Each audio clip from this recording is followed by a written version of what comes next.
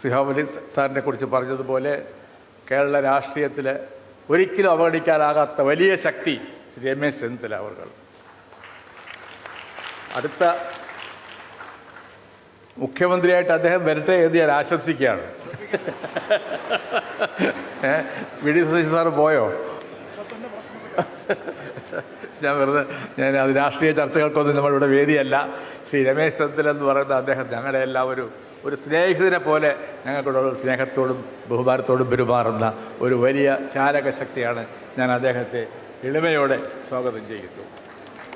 നമ്മുടെ സ്വാഗത പ്രാസംഗിനെ കുറിച്ചൊരു വാചകം പറഞ്ഞില്ലെങ്കിൽ അതൊരു മോശമായി തീരുമെന്ന് എനിക്ക് തോന്നുന്നു. അദ്ദേഹം രാഷ്ട്രീയമൊന്നും പറയുന്നില്ല എന്ന് പറഞ്ഞു. പക്ഷേ ഒരു പാർട്ടിക്കകത്ത് വലിയ പ്രശ്നങ്ങളുണ്ടാക്കുന്ന ഒരു വലിയ ബോംബാണ് അദ്ദേഹം പൊട്ടിച്ചത്. ഞാൻ ആ പാർട്ടിക്കാരനല്ല, നിങ്ങൾക്ക് എല്ലാവർക്കും അറിയാലോ. എന്നാലും അങ്ങനെയൊരു കടുംചതി ചെയ്യാൻ പാടില്ലായിരുന്നു എന്നാണ് എനിക്ക് അദ്ദേഹത്തോട് സ്നേഹപൂർവ്വം ഉപദേശിക്കാനുള്ളത്.